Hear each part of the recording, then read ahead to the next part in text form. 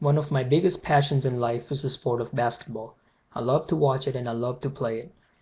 Junior year of my high school, playing for a small club, I jumped to grab a rebound and accidentally land on someone else's foot, and I severely sprained my ankle. After visiting the doctors, I find out that I have a broken foot which will require surgery and months of rehab. So today I base my speech on horrific injuries risking basketball careers.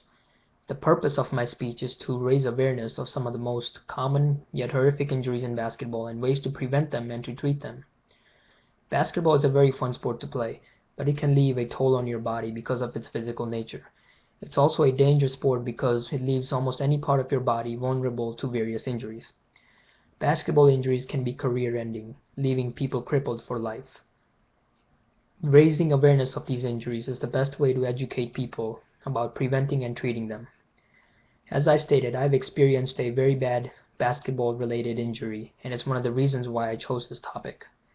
Some of the most severe basketball injuries include ankle injuries, knee injuries, and concussions. Ankle injuries are the most common and frequent occurring injuries in basketball because the sport involves movement of ankles while dribbling, shooting, and running. According to the American Academy of Sports Medicine, ankles are the anchor of our leg, and without enough preparation and equipment, injuries will invariably occur. Also, excessive pressure and putting too much pressure on your ankles causes ankle injuries. Wearing basketball shoes that have protective padding around the ankles and taping your ankles to limit any excessive movement is a good way to prevent ankle injuries. Treatment options include icing the area for no longer than 20 minutes and elevating the ankle for circulation of the blood. Now moving on to the second most frequent occurring injury in basketball, knee injuries.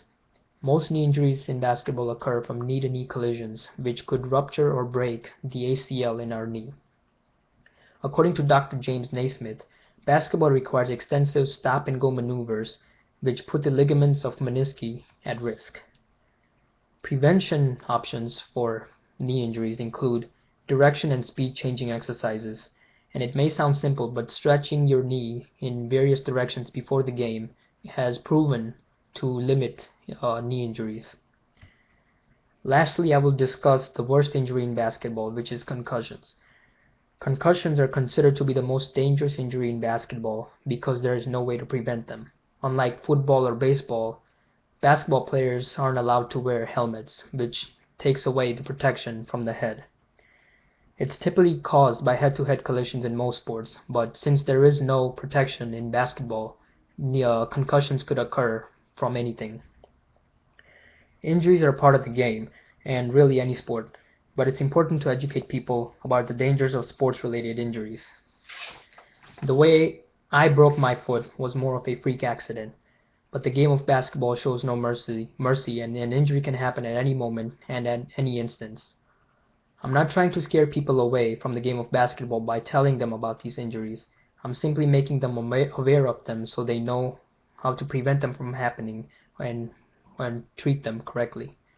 Knowing about these injuries in basketball will better prepare you from them so you can take necessary steps to avoid these injuries. If you do sustain one injury, you will know how to correctly treat them. Injuries while playing basketball or any sport, for that matter, will happen, but it's not a good enough reason to not play the sport that you love.